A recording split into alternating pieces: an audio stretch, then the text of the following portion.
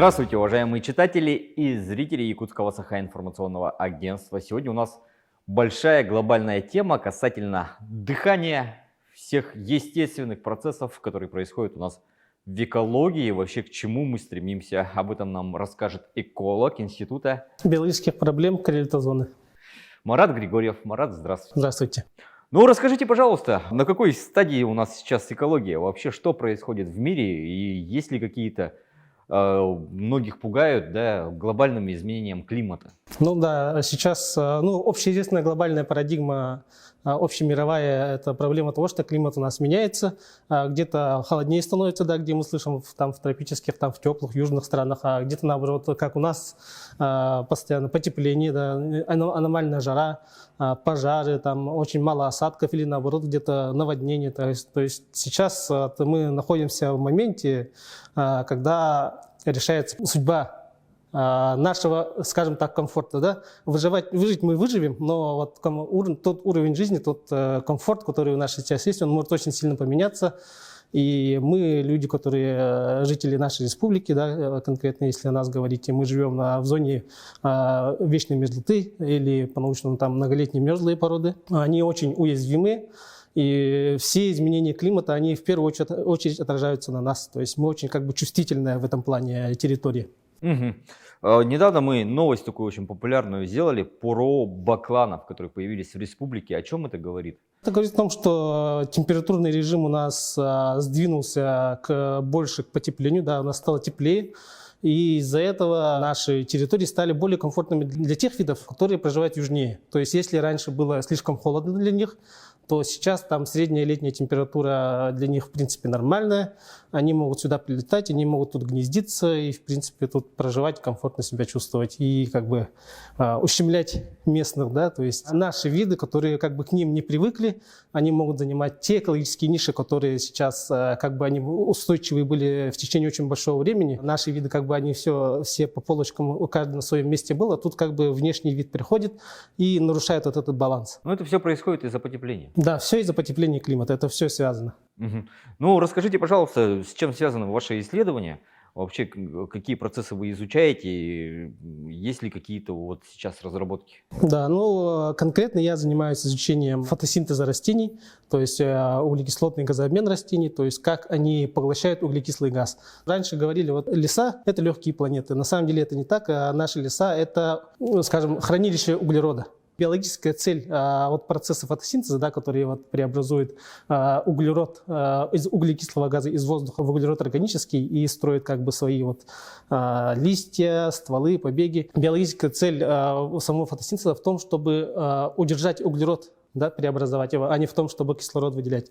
Кислород – это просто побочный продукт, который мы получаем. Ага. Да, на самом-то деле. Фактически мы получаем биомассу. Да, фактически мы получаем ту биомассу, которая у нас на нашей территории, которой мы гордимся, да, наши таежные сибирские леса, они в очень большом количестве удерживают в себе углерод. Угу. И, соответственно, в связи с изменением климата эти все пожары, когда эти очень много лесов выгорает, это весь углерод в виде углекислого газа, угарного газа, все это вылетает в атмосферу и образуется так называемый парниковый эффект. То есть в чем смысл этого парникового эффекта? В том, что такие газы, как углекислый газ, как метан, да, они не пропускают тепловую энергию. То есть солнечный свет поступает на нашу планету извне, из космоса, да, от Солнца, потом отражается от Земли, и эта световая энергия преобразуется уже в тепло. Такой слой образуется парниковыми газами и как теплица, да, в теплицу заходим, у нас свет есть, а тепло не выходит. Такой же эффект происходит на планете, и это тепло внутри конденсируется, и из-за этого все эти изменения климата, то есть осадки увеличиваются где-то наоборот засуха. Ага. Это же накопительный эффект получается. Да, накопительный эффект. И в то же время, чем больше парникового эффекта, тем теплее становится. Да, и это как эффект снежного кома, по сути. Угу. Что-то вы меня испугали. На самом деле об этом не стоит говорить легкомысленно. На самом деле это очень большая проблема, о которой до 2020 года, до глобальной пандемии, до всех этих конфликтов в мире очень часто говорили, много говорили. Потом как-то это все пошло на спад, уже более наши насущные бытовые проблемы, они вышли на первый план, да, скажем так. И сейчас об этом не думаем, но на самом-то деле это очень важная проблема, о которой надо говорить, о которой надо помнить всем, по сути, да, и каждому человеку об этом как бы заботиться. Ну, стремиться к чистоте. Да, стремиться к хотя бы, чистоте. по крайней мере, не мусорить на Да, природе. не мусорить, выращивать растения, да, березу сажать, например. Да, вот объект моего исследования – это береза. Почему береза? Береза – это так называемый пионерный вид. Он очень хорошо растет на нарушенных экосистемах. Вот там, где были пожары, наводнения, там лесоповал, в первую очередь из древесных растений там появляется береза. Это действительно так. Я был на местах пожаров и Да. замечал, что да, в первую очередь растет. Да, он в первую очередь очень хорошо поглощает углекислый газ, очень намного лучше, чем, например, лиственница, да, самая доминирующая у нас порода дерева, намного больше, чем сосна. И, в принципе, она может быть использована для лесовосстановления и для учета, скажем, вот такой известный факт, как баланс углерода. Мгм.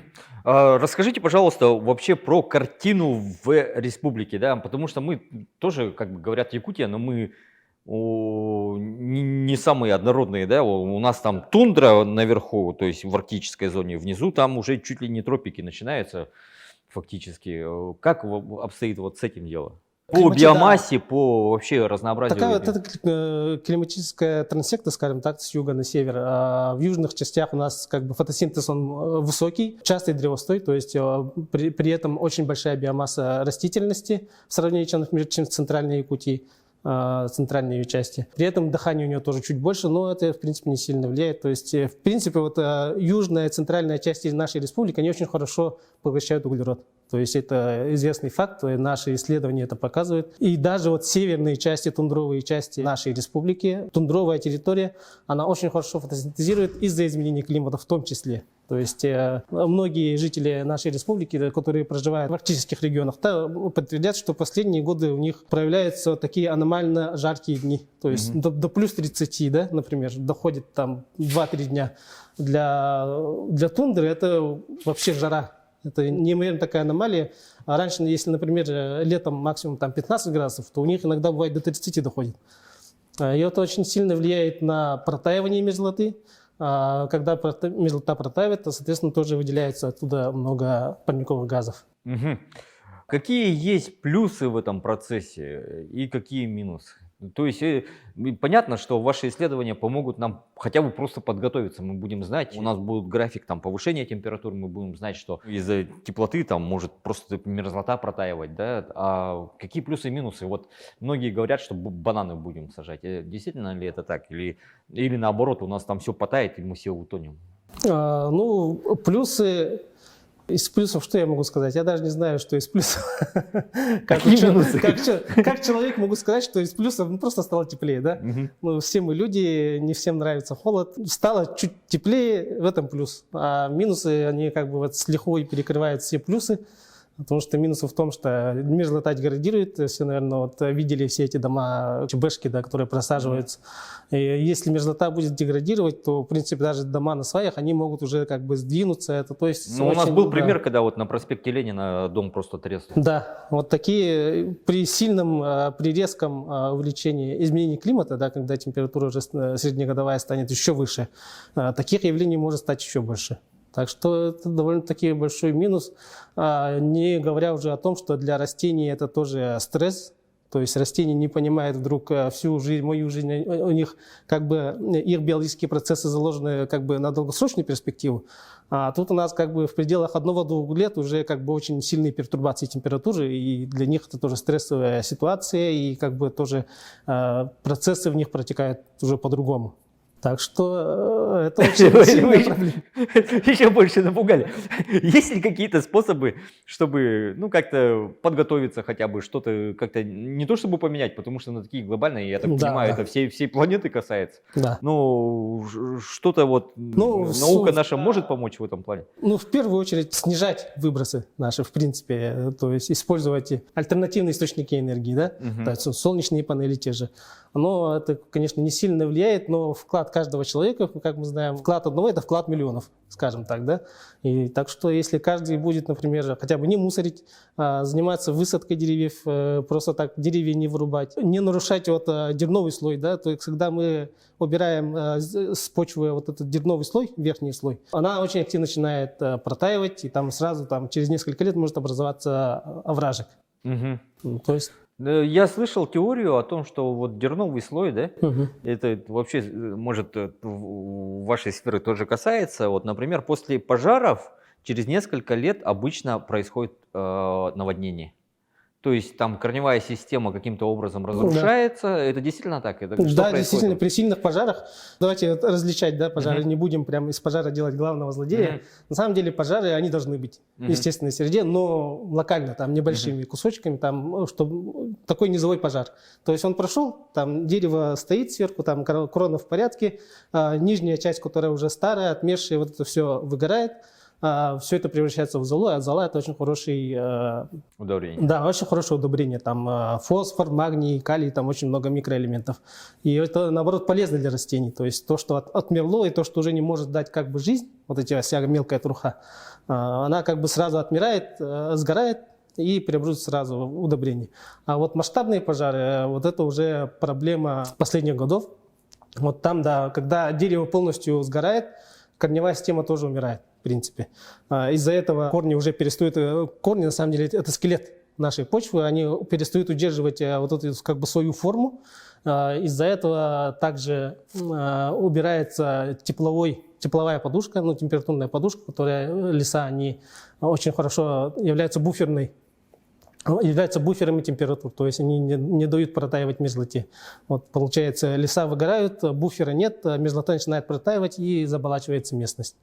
Но в то же время есть наблюдение, что несмотря на пожары, наши сотрудники ездили там, смотрели на гари, лесовосстановление, несмотря на это, очень хорошее. То есть наши территории, экосистемы очень даже в принципе к этому приспособлены, может быть, могут быть. Ну, подлесок очень быстро растет. Да, подлесок растет очень быстро. Так что, в принципе, если не прям там массовые пожары будут, и при этом не будут прям сильные аномальные жиры, которые мгновенно там всю эту мерзлоту будет протаивать, то, в принципе, природа со своим делом справляется. Вот в глобальном, да, скорее всего, ученые задумываются, да, вот в глобальном плане вот это вот изменение климата, оно к чему может привести? Это какой цикл у него? Это, ну да, мы наблюдаем его там на протяжении десятилетий уже фактически, да, и вот этот цикл, он какой? Это же, как он, на тысячелетие, он на десятки лет, что будет в дальнейшем? Есть такая глобальная команда по изучению климата IPCC. Вот, они каждый год выпускают отчеты, и в этих отчетах говорится, что к 40-му году вот таких аномальных пожаров по всей планете, да, их будет еще больше. То есть как бы снежный ком будет увеличиваться, и проблема с изменением климата, она никогда не исчезнет, там по щелчку пальцев ничего не случится. И прогнозы неутешительные, скажем так. Ну, будем готовиться, Да, будем готовиться, но несмотря на это у нас сейчас проводятся такие мероприятия, как учет углеродного баланса. То есть все вот государства собрались, скажем так, в 2018 году в Париже и там соглашение подписали, по которым они должны соблюдать, учитывать свои углеродные единицы, то есть сколько их территории выбрасывают углерода, сколько они поглощают.